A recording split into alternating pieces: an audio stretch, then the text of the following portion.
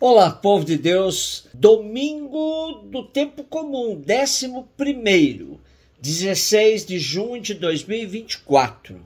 A nossa reflexão de hoje é a partir de Ezequiel 17, 22, 24, de 2 Coríntios 5, de 6 a 10 e Marcos 4, 26 a 34. Assim diz o Senhor Deus: eu mesmo tirarei um galho da copa do cedro, do mais alto de seus ramos, arrancarei um broto e o plantarei sobre um monte alto e elevado. Vou plantá-lo sobre o alto monte de Israel. Ele produzirá folhagem, dará frutos e se tornará um cedro majestoso. Debaixo dele pousarão todos os pássaros, à sombra de sua ramagem as aves farão ninhos. E todas as árvores do campo saberão que eu sou o Senhor, que abaixo a árvore alta e elevo a árvore baixa. Faço secar a árvore verde e brotar a árvore seca. Eu, o Senhor, digo e faço. Ezequiel exerceu seu profetismo no cativeiro da Babilônia no século VI a.C., sendo de família sacerdotal. No exílio foi um sacerdote sem templo, que aprendeu a ser um profeta no meio do povo. A parábola que ele conta no texto de hoje tem a função de encher os exilados de esperança. De apenas um broto do cedro, Deus fará surgir um novo cedro majestoso, cheio de folhas e frutos, capaz de abrigar pássaros, que nele farão seus ninhos. Esse cedro vai se destacar do meio de todas as árvores, para que Deus seja reconhecido por todos como Senhor de Israel.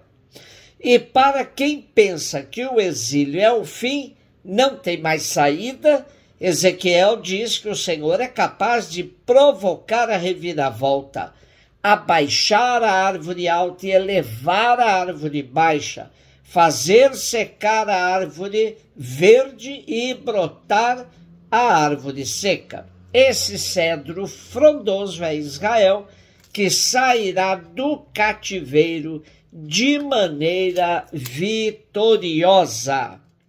Segunda carta a Coríntios 5, de 6 a 10. Irmãos, estamos sempre cheios de confiança e bem lembrados de que, enquanto moramos no corpo, somos peregrinos do Senhor, longe do Senhor, pois caminhamos na fé e não na visão clara.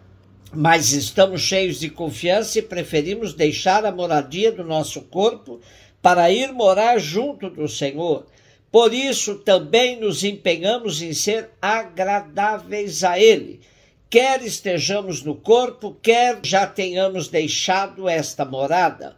Aliás, todos nós temos de comparecer às claras perante o tribunal de Cristo, para cada um receber a devida recompensa, prêmio ou castigo, do que tiver feito ao longo de sua vida corporal. Paulo deixa claro que nossa vida aqui na terra é marcada pela fragilidade de uma tenda armada no tempo passageiro, sofrendo todas as vicissitudes históricas. O que nos mantém de pé é a confiança regada pela nossa fé na vida eterna. Não nos apeguemos à nossa morada aqui e agora, pois sabemos que o que nos interessa verdadeiramente é a nossa outra morada, depois do julgamento final. Para nós, a visão do fim deve servir como parâmetro para o nosso existir.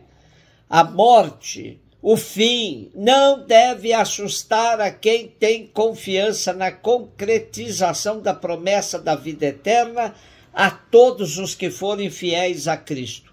Nesse tempo que vivemos, com tantas notícias de morte, de catástrofe, de guerra, precisamos ressignificar a nossa existência para que encaremos a morte como uma possibilidade tão próxima de cada um de nós, que nos leve a valorizar a nossa vida e a todos os nossos irmãos e irmãs.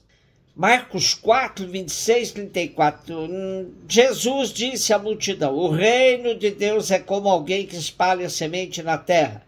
Ele vai dormir e acorda noite e dia, e a semente vai germinando e crescendo, mas ele não sabe como isso acontece. A terra por si mesma produz o fruto. Primeiro aparecem as folhas, depois vem a espiga, por fim os grãos que enchem a espiga. Quando as espigas estão maduras, o homem mete logo a foice, porque o tempo da colheita chegou. E Jesus continuou: com que mais poderemos comparar o reino de Deus? Que parábola usaremos para representá-lo? O reino de Deus é como um grão de mostarda que, ao ser semeado na terra, é a menor de todas as serpentes da terra. Quando é semeado, cresce, se torna maior do que todas as hortaliças e estende ramos tão grandes que os pássaros do céu podem abrigar-se à sua sombra.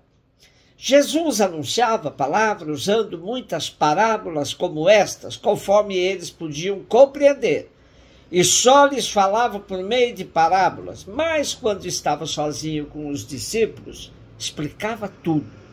Convido vocês a relerem a primeira parábola de Jesus no texto de hoje, tendo como contexto a vida agitada e marcada pela ansiedade de todos os que vivem com os olhos fixos na eficácia de seus processos, pela eficiência de seus empreendimentos.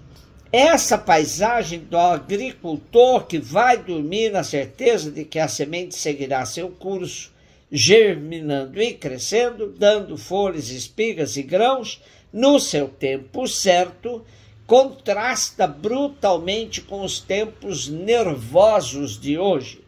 Vivemos numa realidade pendular entre a depressão, excesso de passado, e a ansiedade, excesso de futuro. A vivência sábia do momento presente, que nos oferece suas alegrias e tristezas, vitórias e derrotas a cada dia, parece não constar de nossas frenéticas agendas. O camponês ainda esperará o tempo certo de fazer a colheita com espigas maduras no processo natural, sem agrotóxicos ou estufas. Impressionante como Jesus é capaz de tirar da vida cotidiana exemplos profundos para uma vida saudável. A paciência histórica parece ter saído do cardápio existencial ao qual nos submetemos nos dias de hoje. A segunda parábola é, da mesma forma, desafiadora, pois confiar no pequeno, naquilo que ninguém aposta nada, nos provoca risos de sarcasmo ou, ainda que escondido, nervosos. Pois aí está a proposta de Jesus. O reino de Deus é assim.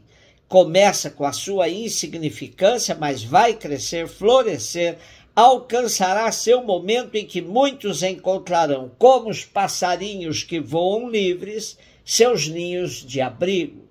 Aprendemos a cantar com nossos poetas: ando devagar porque já tive pressa.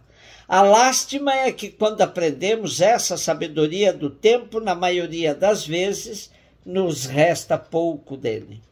Aprender com o camponês, confiar no pequeno, são os conselhos de Jesus em contraste brutal com nossa realidade.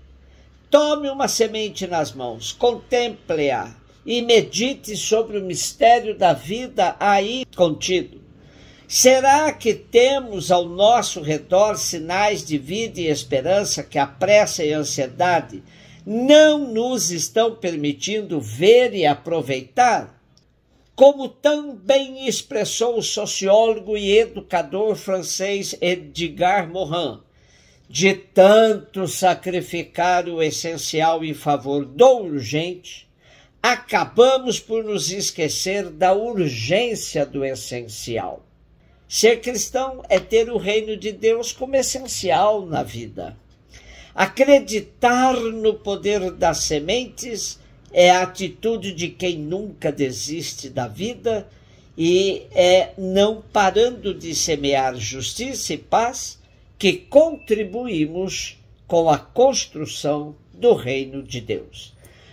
Um beijo no seu coração.